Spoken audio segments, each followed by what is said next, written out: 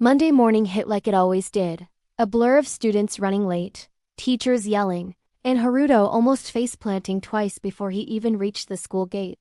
But today, something felt off. I sensed it the moment we walked in.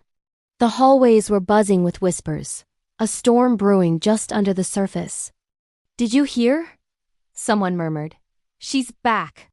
Another one said, "Kuroyo Makari. She's back from studying abroad." The name meant nothing to me. But when I looked over at Haruto, his face had gone completely pale. "Haruto," I asked, keeping my voice low. "Who is Akari?" He swallowed hard, his eyes darting around nervously. "Oh, she's...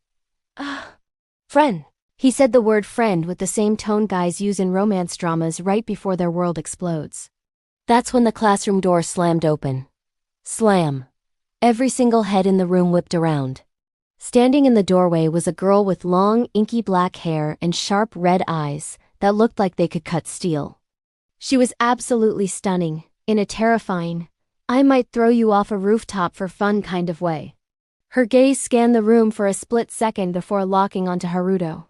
"Haruto," she said, her voice cool and dripping with drama. "You still haven't answered my message." The entire class froze. Haruto looked like he was choking on air. "I was busy.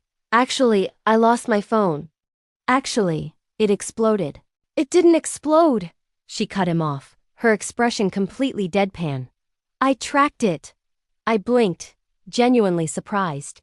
"You tracked his phone?" Akari's head turned slowly, her crimson eyes finally landing on me, sitting right next to Haruto. A dangerous smile spread across her face, the kind that definitely meant war. "And who," she said, her voice laced with ice, "is this?" Haruto went into full-blown panic mode. This is Yukina. My Jimai.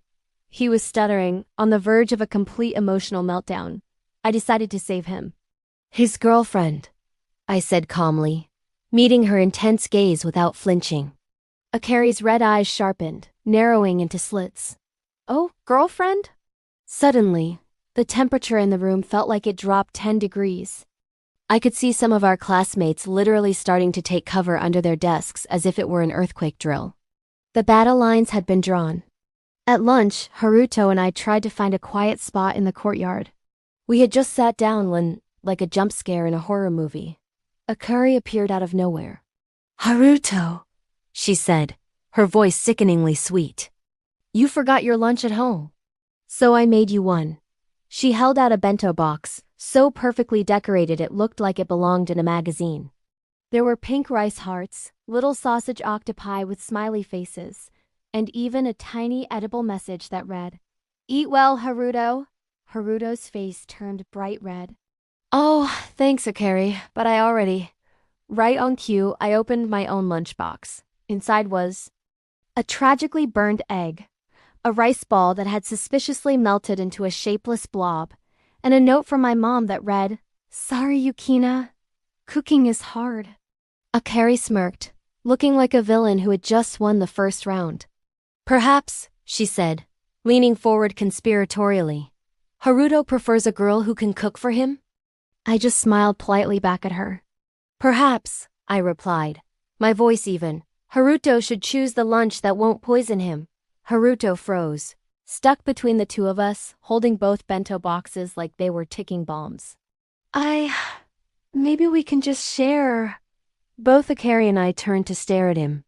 He immediately looked like he regretted breathing, let alone speaking. This was just the beginning. The next day, Akari's offensive escalated. During PE, she suddenly appeared with a fluffy towel for Haruto. During math class, she slid him a set of extra detailed notes to help his tiny brain. During the break, she even tried to challenge me to a staring contest, declaring it was a battle for dominance. She was intense. I'll give her that. But I won the staring contest. Easily. My calm, unwavering stare is apparently a weapon blessed by the gods.